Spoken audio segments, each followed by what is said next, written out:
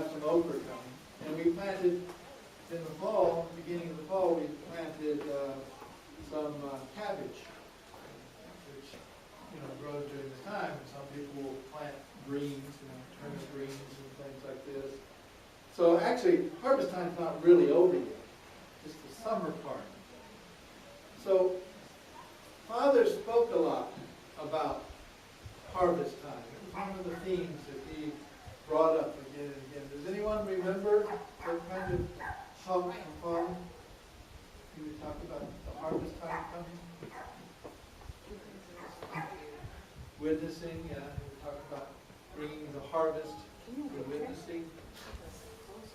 Jesus used to say, go out and catch the fish. It's about the same point.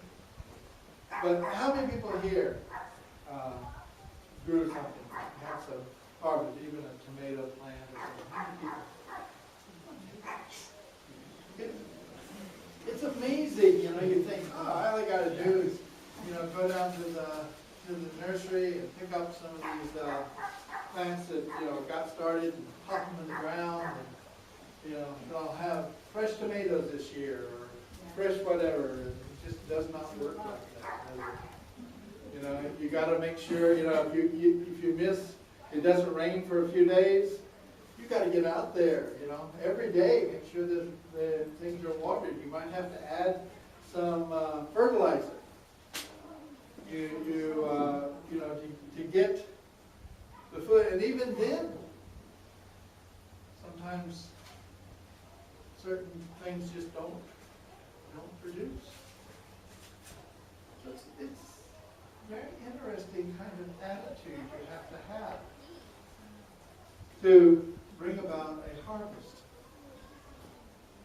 So that's one aspect, but what's really special about this time of year, this attitude of harvest?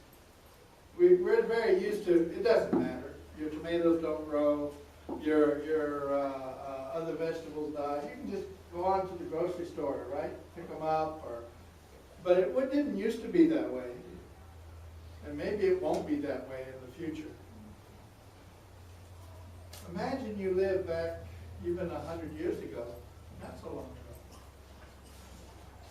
You couldn't go to the grocery store. You couldn't go to Walmart to the food section, and if something was out of season, you just go to the frozen food and get it there. We've been getting frozen blueberries. It's actually cheaper than the fresh fruit blueberry. And so you have all this opportunity. But actually to have to grow your own food, what makes it important? What made it important for our ancestors? Exactly. If you didn't get the crop in, if you didn't utilize every moment in order to gather those things so that you would have food, for when? When did you really need that food? When did you need, Winter. Winter time, because if you didn't, you could die.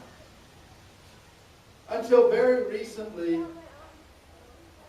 people died in winter. They would get sick, they would get ill, they would get too weak. Their food was becoming bad. You had to preserve everything. You didn't have refrigeration, so you had to salt it, or dry it, or can it. It didn't mean tin cans, it meant jars. You didn't have a refrigerator. If you wanted to have meat, you had to dry it, like jerky, or salt it, like country ham, to make it last. It was a fearful time. It's the time that comes after the harvest. What does December mean? What does the word December mean? 10th month. Huh? 10th. 10th. Right. It's the 10th month. Wait a minute. No, it's the 12th month, right?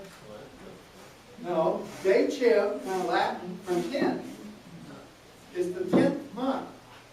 And it was always the month at the end of fall, at the end of autumn.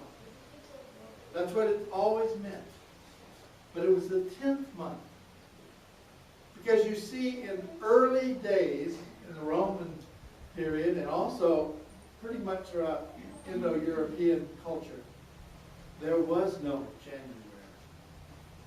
There was no February. They ignored. There was nothing good about winter except surviving it. They didn't have, okay, January is our first month, you know. No, there was no January. It was survival until the spring came.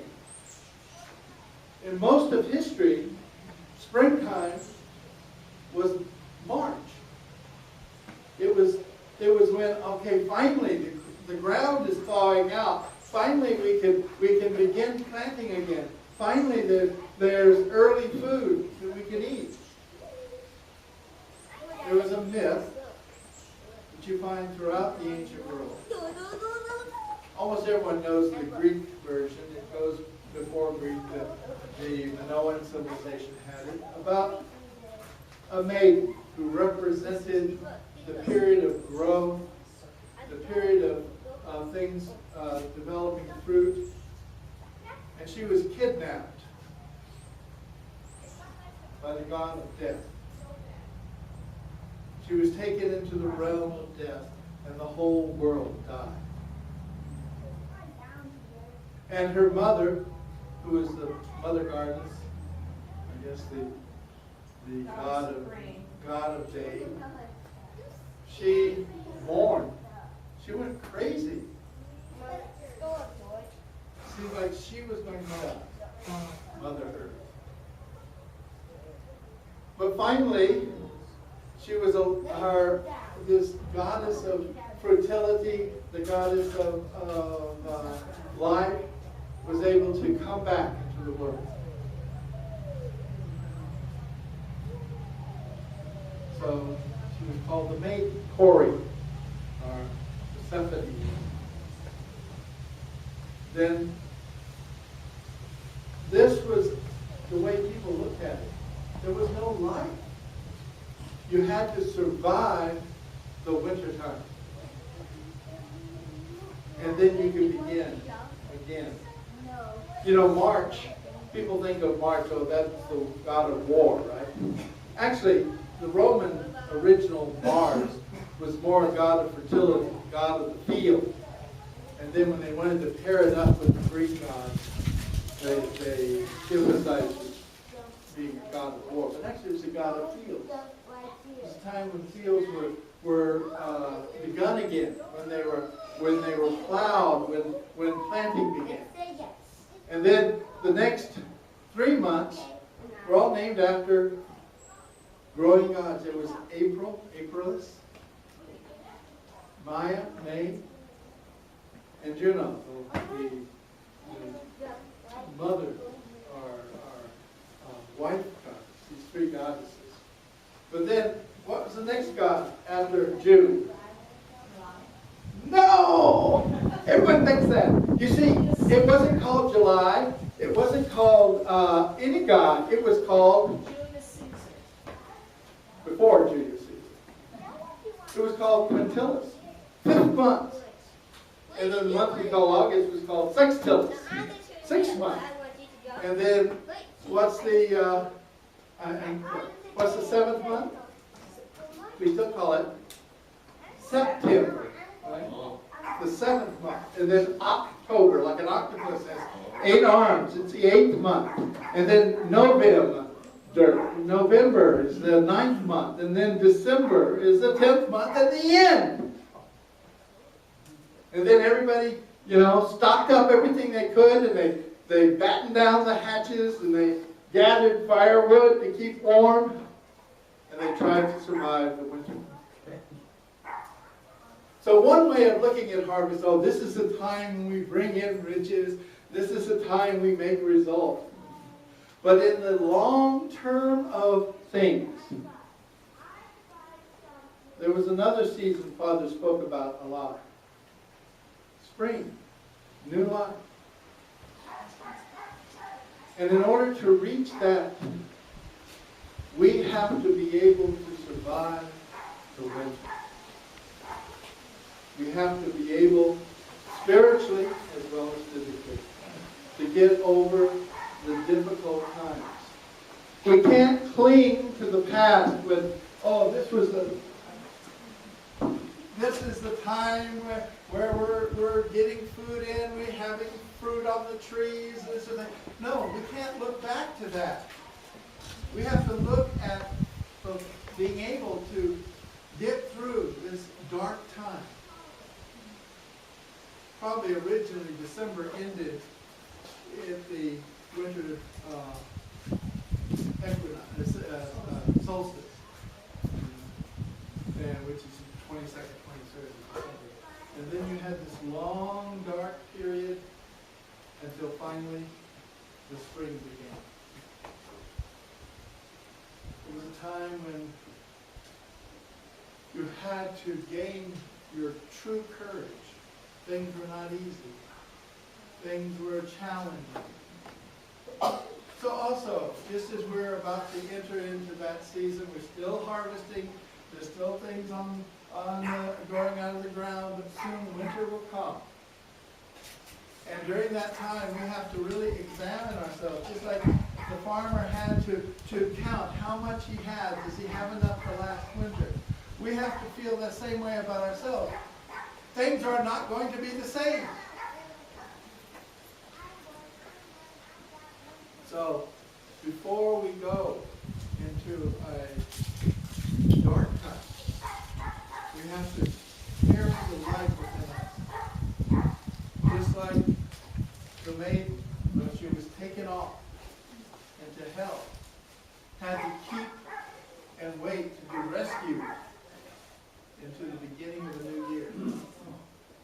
So we have to keep the light inside us. So it's hard for us to know what's going to happen. You know, some winters are very mild.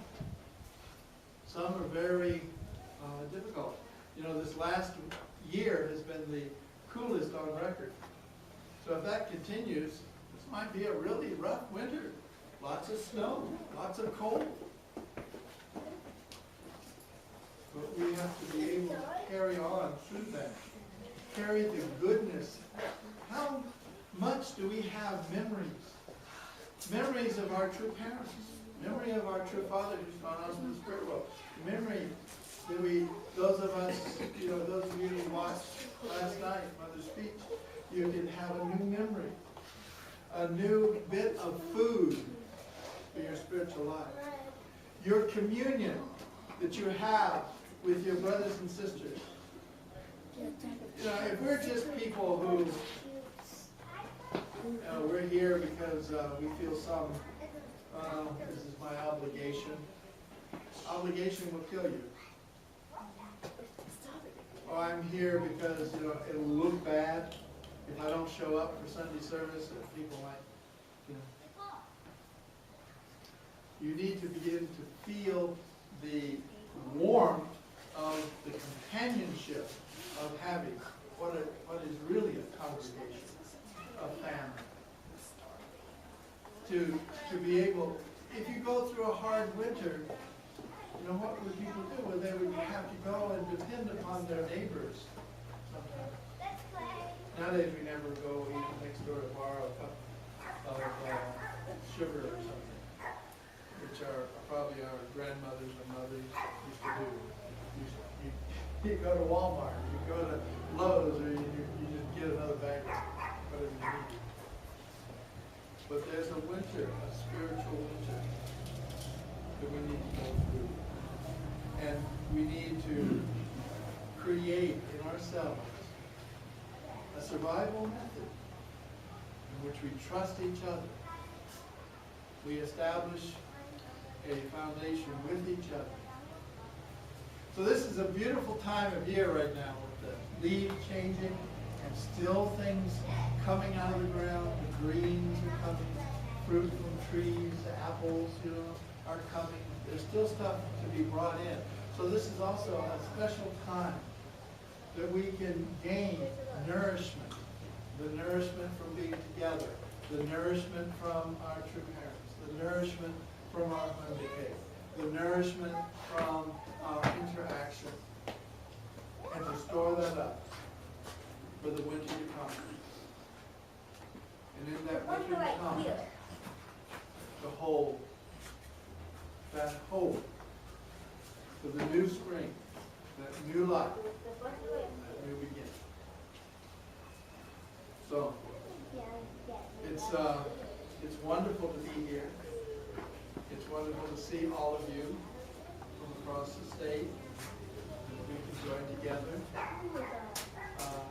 Let us remember this moment where we're brothers and sisters. Don't worry so much about your theology or about your particular lifestyle, but to be able to share with one another, to trust with one another, to build with one another, and to get through the winter, the spiritual winters that we may experience, and to live